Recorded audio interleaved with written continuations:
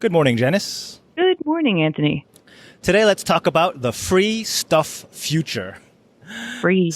I know. Doesn't it feel like more and more things in life are becoming free? Maybe you do or don't feel that way? It'd be nice.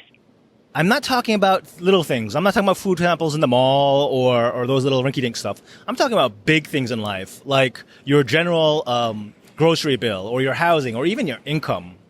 So we need to be aware of these big upcoming changes to make sure that you're taking full advantage of the free stuff future.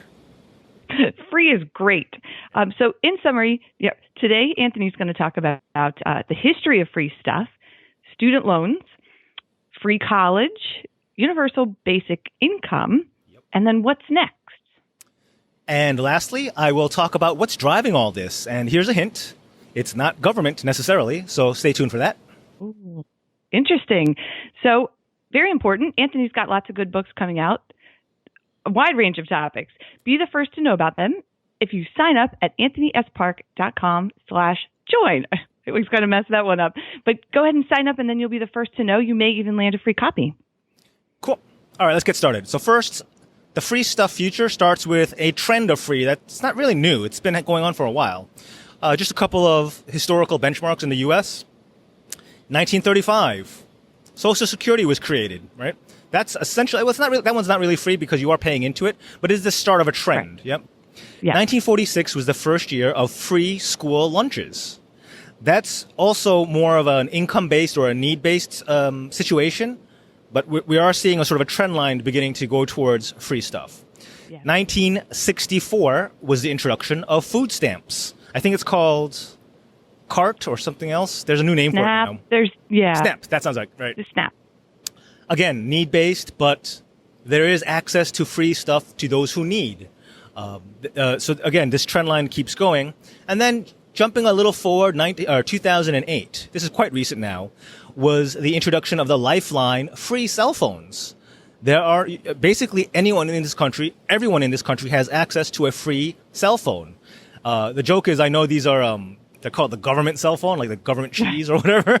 So I know they're not really good, but you have a cell phone, right? You have access to the internet, to the world at this point, right?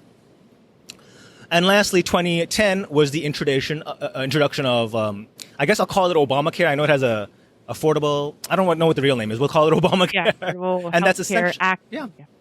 And that's supposed to be, it was supposed to be a stepping stone to essentially free or if not single payer healthcare eventually, right? So we're all headed in that direction. Okay. So student loans, that seems to be the next big one on the horizon. So I know we all know that student loans is like this big financial crisis that's percolating. So many of our young folks are kind of drowning in student loan debt. And if you're following, let's call it the public conversation in the news and with the, I guess the politicians, there is a strong movement towards forgiving all student loans, meaning anyone who has a student loan on their books, wiped clean. I think Janice and I would agree there's probably some problems with that. Yeah. I guess philosophy or approach, but that's not. I don't want to argue about the details or the life, the viewpoints. The point is the fact that it's so publicly out there in the public conversation. I would argue it's going to happen in one form or the other, or some watered down version of it will happen. Right? We're Probably at that point. after I pay off my student loans and I'm down to zero. Literally the day after. I tell you, it's going to happen in about a year because I'll be done. That's when it'll happen. What is that called? Murphy's Law? Yes, that's exactly how that's going to occur. Yes. So my point is not that I endorse it or that I think it's a good idea necessarily. I mean, it could be. I don't really, it depends on how it shakes out. But my point is for everyone, all you listeners, to understand that it is happening or it is trending towards some version of it happening and to think and to plan and to live your life accordingly instead of living your life according to the way things were in the 1950s or the 1990s, right? Right. Okay. Similarly, free college will be a thing sooner than later. We've already talked about in, I think, episode 97, that there are already many free state public college options right now, right? Some of them are need-based, some of them are merit-based, but those options exist this moment, this day and age. Yeah. So, and that coupled with the fact that several high-profile public figures are pushing hard, like really, really hard and vocally for free college for all.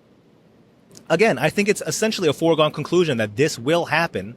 It's a matter of when and to what degree and so forth. But I would put I would put it at definitely less than 20 years from now. Definitely. Oh, absolutely. Yeah. You can see, again, the trend. You can see it going that way with, like you said, merit-based and income-based free college.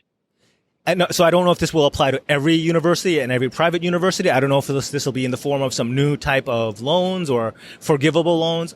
I have no idea. I'm not here to pretend like I can see exactly what's going to happen, but I do see the trend, and I hope you see it too. Yeah. Yep. Next, so we've talked about school, essentially, like education, both in the form of forgiving loans and free college. But what about just straight up money? Okay, I'm in. I'm listening. So we have this one I'm going to go dive straight into, I guess, politics. We have a presidential candidate. His name is Andrew Yang. Have you heard of him, Janice? Yes, but okay. I am not up on my current politics.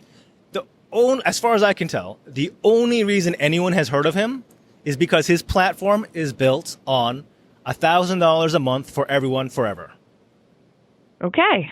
I want to repeat that. $1,000 a month for everyone, not just need-based, for everyone, forever.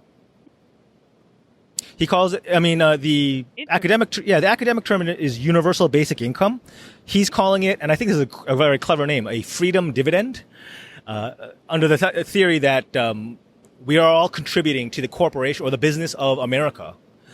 We should all be taking out, not paying in with taxes all the time, which is an interesting way of looking at it, right? We should all be earning a dividend on our contribution, yeah. So I guess he's looking at it as it's going to go right back into the economy. I don't know. I don't know. It's interesting. Of course, my wheels are spinning going, could it work? What are we thinking about but it's an interesting concept. But my point is that I don't know if based on polling, it seems unlikely that he'll get far, but that we have a person who came out of nowhere. I don't even know who he is. I don't know his background. I know he's some kind of business person, but he went from, not in the public conversation at all to a pretty important part of the conversation because he's talking about giving money away. Right, which is brilliant. Really, it's a great platform, and it could be a good concept. Maybe. I'd have to really dive we'll see. That. But it goes with what you're saying that there is a trend going that direction of this free mentality of free stuff. Yes, but in that direction. So again, even if he doesn't win, or if his particular plan, his freedom dividend, doesn't go all the way. It's out there, and I would expect either other candidates or other public figures would have to sort of at least match or, join that point of view to a certain view. Right, exactly. Right. So, again, it's out there. It's a trend. Hmm? I was going to say, especially if he gets far, then, the other candidates are going to have to somehow come on board a little bit with their own type of concept. So it is moving everyone in that direction. He's already leapfrogged several folks who theoretically should have been ahead of him. So I'm sure it's catching attention to some extent. Right. So finally, what's next? What can we look forward to in the future? I have I'm just pulling guesses out of thin air, so... Yeah, Don't but then hold me we to can these. say in 10 years from now, okay, Anthony's podcast on this date said exactly what was going to happen. So it's not hard to see a forgiveness of all mortgages. If we're talking about forgiving student loan debt, and there seems to be a feeling that we have a right to an education, right? Mm-hmm. That's kind of where this is coming from. Yep. How far of a stretch is it to say that we have a right to home ownership? Mm-hmm. There is a pretty strong public bias towards home ownership. Yeah. Would you agree with that? Absolutely. And we've talked about this many times before, the home ownership and the American dream and how important it is. Yes.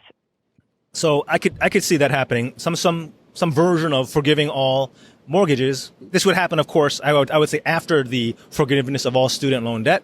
Okay. But I totally see it. What about forgiving all consumer debt? Oh. I'm talking about credit card debt, car loans, things like that.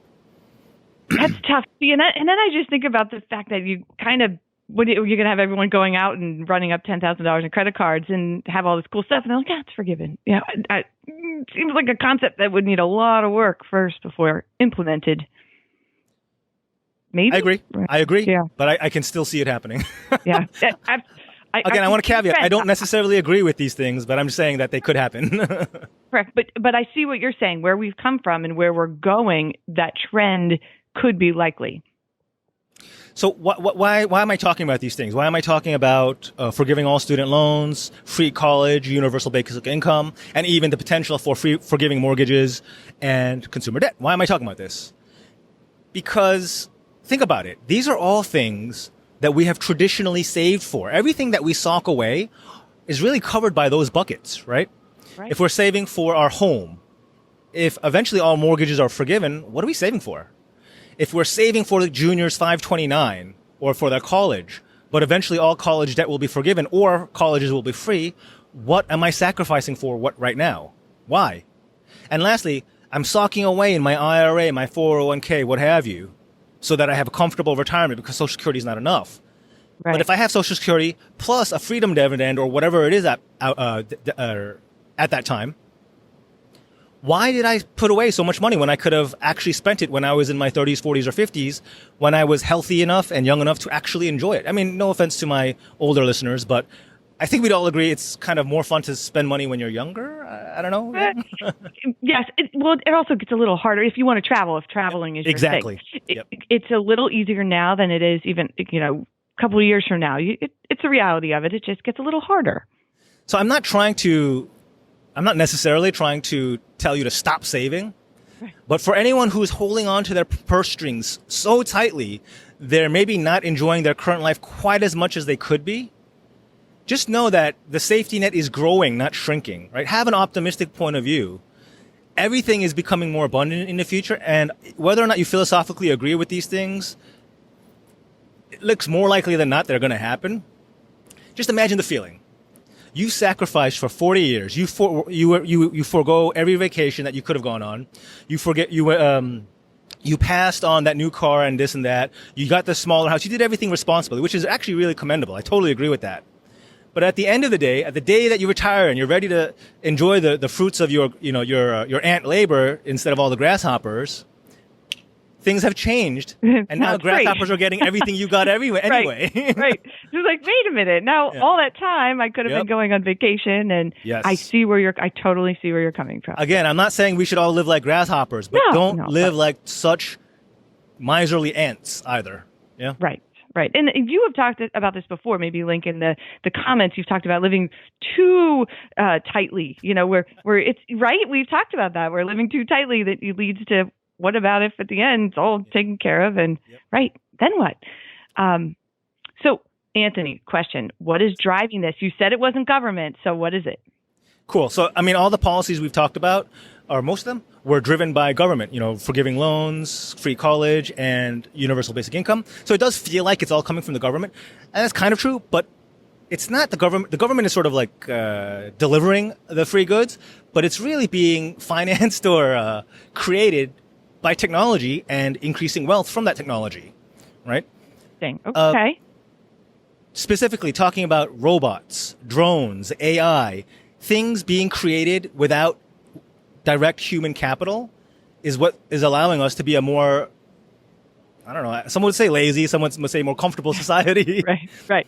That's how you look at it. Yeah. I mean, so for some examples, I can see a future where housing is free, not just forgiving mortgages, but housing is free because they are built with 3D printers, which are nearly free, right? And it's just the cost of the underlying land.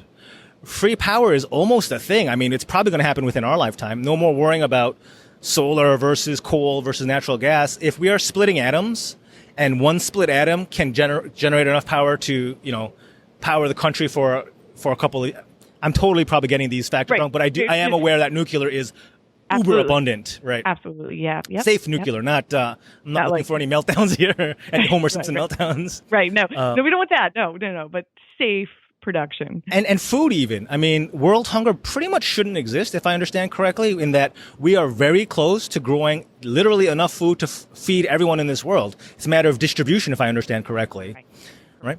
And even beyond that, look, if we're tired of herding and raising animals in the way that we do currently, and some folks do have problems with that, my understanding is lab-grown meats are almost there. It sounds weird now, but maybe in 10 or 20 years from now, once we get used to it, once technological advances reach far enough, and the quality of those proteins are good enough, we might be at a phase where we're not creating all these farting cows that are hurting the environment. Right. But I think you're onto something. Like there is much to be said from where we have come from to where we're going. We're not even in the same world right now as we were 10 years ago at all. Like, look at our phones, for example. I mean, did you have a brick phone or a beeper? I had a beeper. I was that cool. I had a rotary phone. All right. Let's put it that way. Okay. All right. You win. But we've come from that, and it really wasn't that long ago, to you have everything you ever wanted in the palm of your hand now. Yeah. I mean, so we're going that direction. Last pro tip that I just thought of. If you're on the younger side and you're having trouble bending your mind around some of these changes or futures that I'm talking about, talk to your grandparents or your parents and ask them what it was like when they were growing up, and how they are much more likely to see the possibility of the future because they've already lived through such a sharp technological arc. They used to come here on boats, not planes. All right. Yep. So thinking about, AI or robots is not a huge leap for someone who's already seen so much. Exactly. You're absolutely right. Definitely. This is a good time. Like you said, my grandmother was 98, and talking to her, she saw the span of all of this. She went, like you said, they traveled in car, no air conditioning, no seatbelts, to where we are now with electric cars. I mean, it's not the same world. It's going in that direction. So I like all these topics. They're different. They're fun. You like to write books. We know that, but there's some good ones coming out, I think. I talk about this.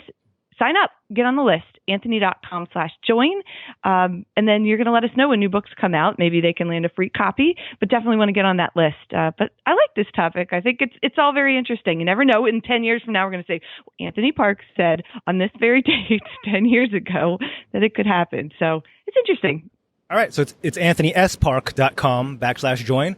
It'll be in the description. Yep. That's all for today. Thanks, Janice. Thanks, everyone, for listening. Talk to you soon. Talk soon.